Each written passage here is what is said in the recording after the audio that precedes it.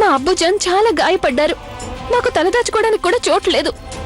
ఏదో మీరు కొంచెం సాయం చేయండి. నీలాంటి వాళ్ళకి ఈ లోకంలోనే చోటు ఉండకూడదు. హోషార్, ఈ పిల్లని బయటికి గెంటేయ్. ఇంకో మాట, తను ఇంకోసారి ఇక్కడికి రాకుండా చూడు. హుజూర్, నేను అడిగింది చిన్న సాయం మాత్రమే. నన్ను ఒక్కసారి రాజమాతని కలవనివ్వండి చాలు. నాకు దయచేసి సాయం చేయండి హుజూర్. ప్రణామాలు అమ్మగారు. ప్రణామాలు నాన్నగారు. మీరు నన్ను ఇక్కడికి రమ్మన్నారంట. నా చేతిలో ఏముందో నీకు తెలుసా మాన్ భాయ్? చూడ్డానికి అదేదో వర్తమానంలా కనిపిస్తుంది. ఇది ఎక్కడి నుంచి వచ్చిందో నీకు తెలుసా? ఎక్కడి నుంచి వచ్చింది నాన్నగారు? ఆగ్రా నుంచి. ఆగ్రా నుంచా? అతే ఏం రాశారు? అక్కడ సలీం రాకుమారుడు బాగున్నారంటనా?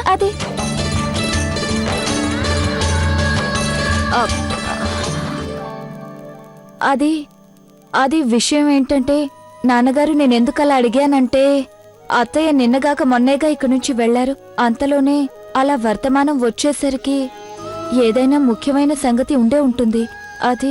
అది కాని షెహన్షా నుంచి వచ్చిన వర్తమానమా?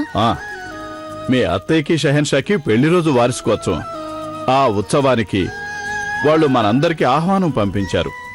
నేను అడిగేదేంటంటే, నువ్వు అక్కడికి రావడానికి సిద్ధమేనా? వస్తాను నాన్నగారు, ఎందుకు రాను? ఇది సంతోషమైన విషయం.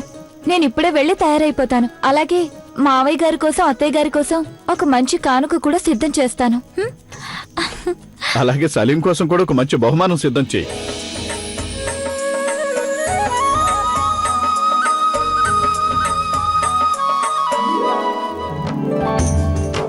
చూడండి రాణి గారు, మీరు చెప్పిన మాట నిజమే. తన కళ్ళల్లో చూస్తేనే తెలుస్తుంది సలీం అంటే తనకి ఎంత ఇష్టమో.